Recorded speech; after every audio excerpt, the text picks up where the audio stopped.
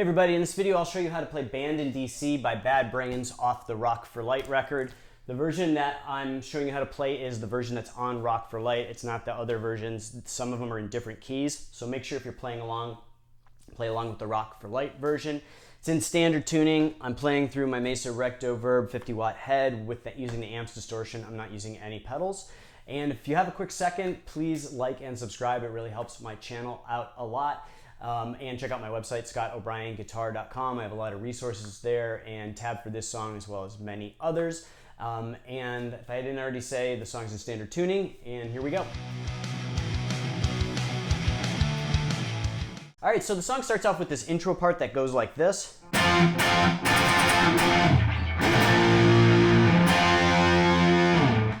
So we're gonna just play this F major chord. It's a 3-note chord. It's like similar to the power chord form. So you're gonna play with your index finger rooted on the 8th fret, and you ring finger. I like to bridge it across the 10th fret with just the single finger. You can also play with your ring and pinky on the 10th fret of the D and G strings. And we're gonna play that kind of rhythm, that kind of like almost march rhythm. And it's very sharp at the end, so. And then there's like a little bit of space while the drums kind of build up. And then we're gonna go to this A sharp chord, which is just a 3-note power chord. So you're gonna play with your index finger at the 6th fret of the low E and your ring finger bridged across the 8th fret of the A and D. And then we go right back to that F. So all the way through slowly it's.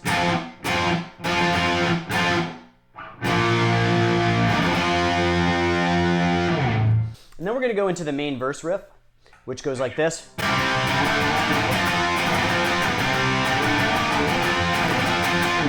And it's really fast on the Rock for Light version, but it can be played with alternate picking. So we're gonna start at the C. And again, this is all gonna be rooted on the A string, so they're all 3-note major chords, similar to the power chord form, and they're all gonna be rooted on the A string, so you're just gonna kind of move along. So slowly it goes.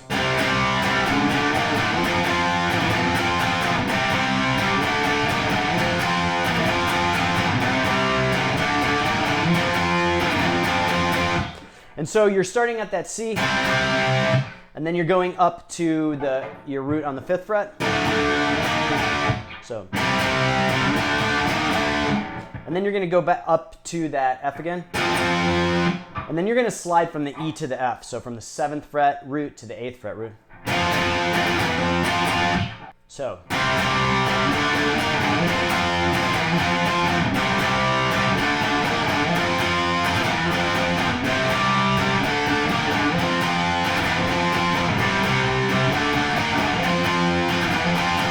And then kind of at album's pace.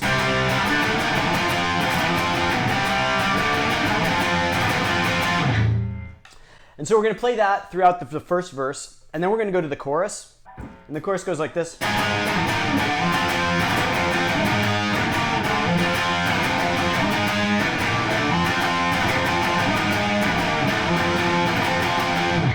So slowly we're going to start with our index finger rooted at the 11th fret of the A string, same 3-chord power chord format, and we're going to move it up and down that same with our root on the A string.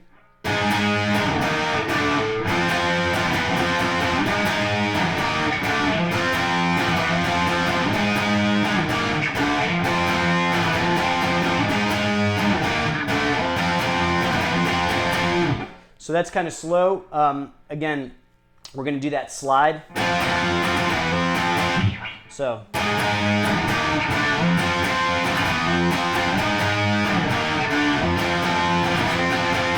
And then an album pace.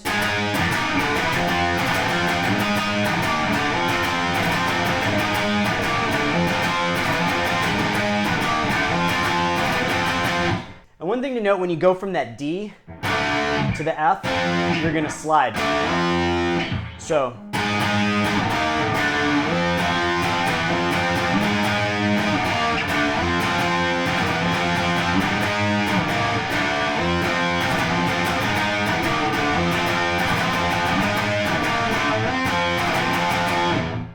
And so then at the end of the first chorus, we're going to do this extended slide part before we go into the second verse, and it goes like this.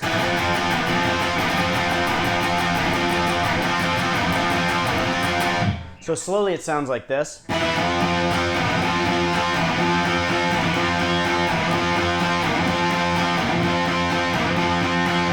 So you're going to need to use alternate picking because it's really fast, and so up to speed it's...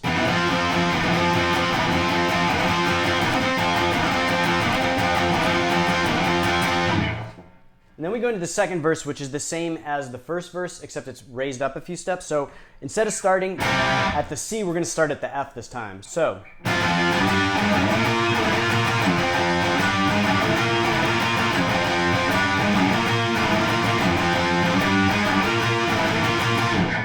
So slowly we're going to start at that F.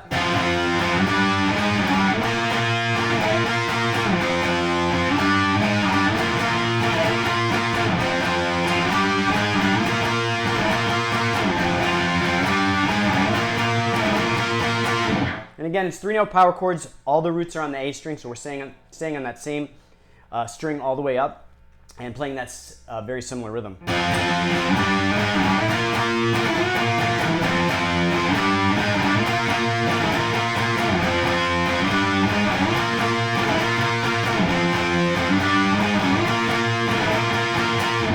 And I find it helpful to mute the low E with the tip of my index finger. See if you play that, you can kind of hear that. And when you're playing really fast, it allows you to kind of play it a little bit harder and faster without worrying about hitting that open E. So.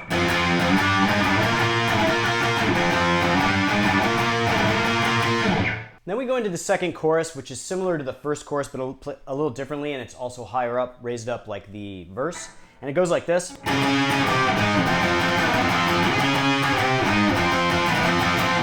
So we're going to start off this time, again, rooted on the A string with a 3-note major chord that's similar to a power chord. Our index finger at the 16th fret of the A string and our ring finger bridge across the 18th fret of the D and G. Then we're going to move down 1 fret to the 15th fret. And we're going to go down to the 11th fret root. So.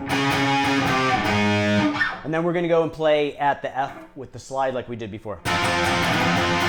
So.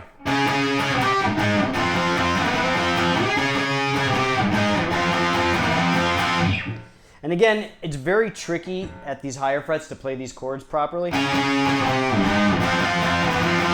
So I recommend starting off slow and then building up speed.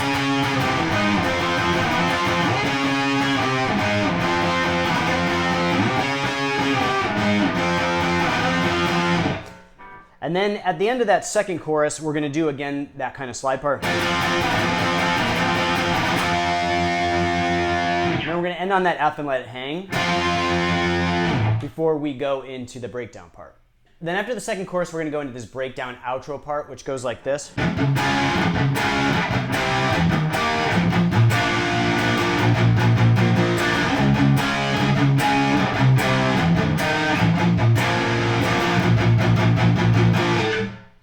So we're just going to play, the first time through, we're going to play the major chord form of the chord. So we're going to start with our index finger rooted at the 9th fret of the low E string. That's the root note. And we are going to have our middle finger at the 11th fret of the A string and our pinky at the 11th fret of the D string. And then we're going to have our middle finger at the 10th fret of the G string. And we're going to play palm muted, and we're going to play the bottom 2 notes like a power chord. And then we're going to accent on the 3 notes starting at the A string, so A, D, and G. So it starts off like that. And then we're going to go down to an 8th fret root. And then we're going to go up to 11th fret. So. And then we're going to go down to a 6th fret root. And then we're going to palm mute to the end. So we're going to start all the way through slowly like this.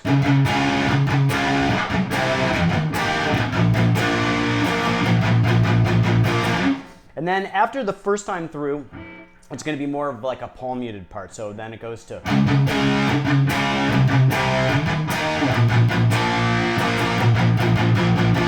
So instead of the major chord form, we're going to play the 2 notes to the 3 note. So 2 note palm muted and then open on the 3 note on the E, A, and D string. So.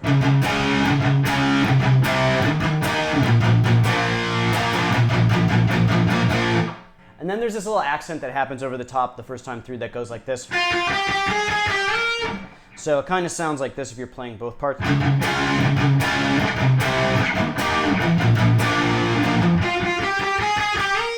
So we're going to play twice on the 6th fret of the B string, twice on the 8th fret of the B string, twice on the 9th fret of the B string.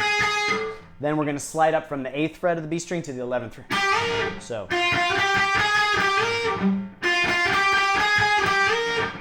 So again, that first time through on the outro.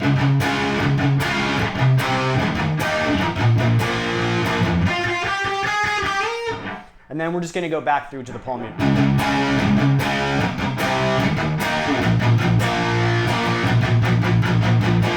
And that repeats to the end of the song. And so then after a few times through of that outro breakdown part, there's this really cool guitar solo. It's really melodic that comes in. And I'm going to break it down into sections, and I'll show you roughly how to play it. There's some faster parts which are kind of ad-libbed, so I'll kind of give you a framework for how to play it. The solo is in the A sharp natural minor scale, and it starts off with this part.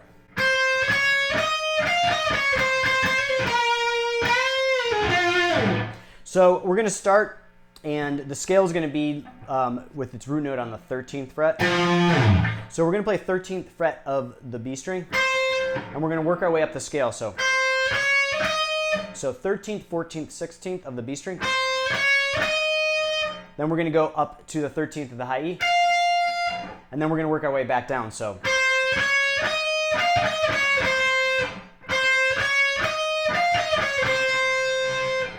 and then we're going to do this hammer-on pull-off. So,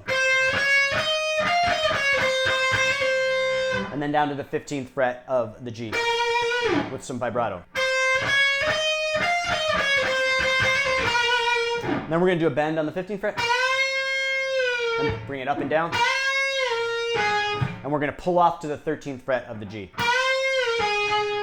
and then down to the 15th fret of the D. So all the way through it's.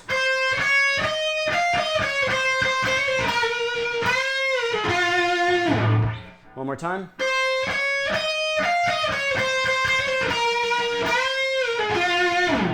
There's going to be this fast ascending progression that stays within the scale. So it's very similar to the minor pentatonic form. So you're going to be playing 13-15 of the D string, 13-15 of the G string, 13-16 of the B string, and 13-16 of the high E. And this is all in this ascending kind of build-up. And it's very fast. You're going to play with alternate picking. And this may not be exactly how he plays it on the record, but it's going to sound like it. And I have a feeling this was kind of ad-libbed in the studio and probably played differently many times, but this is like kind of the nuts and bolts of what he's doing. So you're going to do this build-up. And you're going to end at the 16th fret of the high E. So what you're going to be doing is you're going to be kind of working your way up through that scale while also alternate picking at the pace that's on the record and with those 16th notes. Culminating with that bend at the 16th fret of the high E. And the rhythm that you're going to kind of do is you're going to be kind of going off and on from the 13th to the 15th fret of the D and G, and 13th, 16th of the B and E. So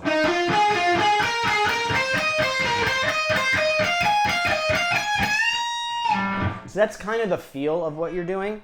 And in practice, really, you just need to work on getting those 16th notes.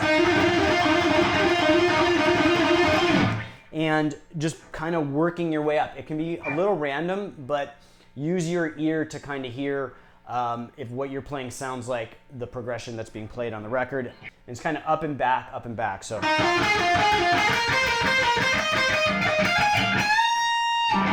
But a little bit more random than that. So. And then once we get up to that 16th fret on the high E, he's going to kind of hold it a little bit. And then he's going to go to these back and forth bends. So that's 13th fret of the high E with your index finger, and push with your pinky, and I like to use my ring finger too for some extra strength at the 16th fret of the B string. So. So he's going to do that. And then he's going to bend up and down on the 16th fret. And then go back into that beginning pattern. So that first part all the way through sounds like this.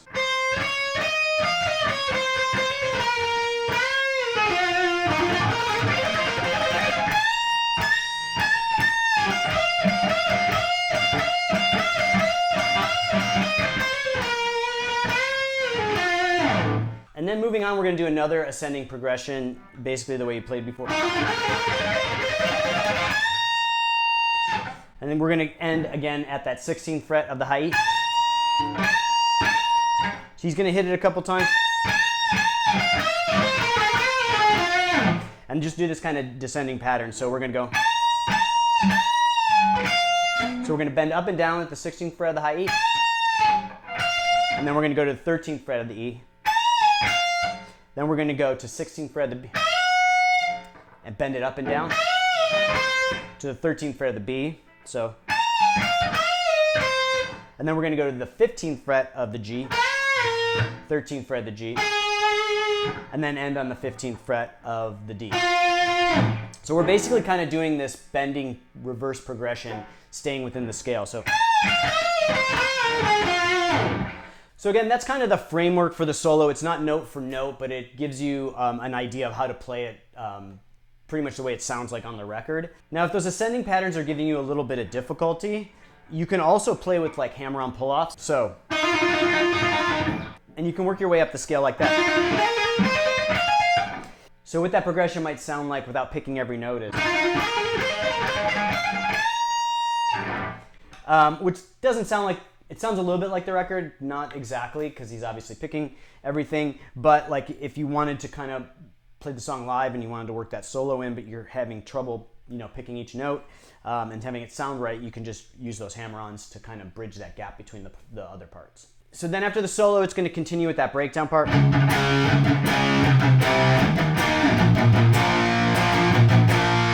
And then it's going to end on that A sharp.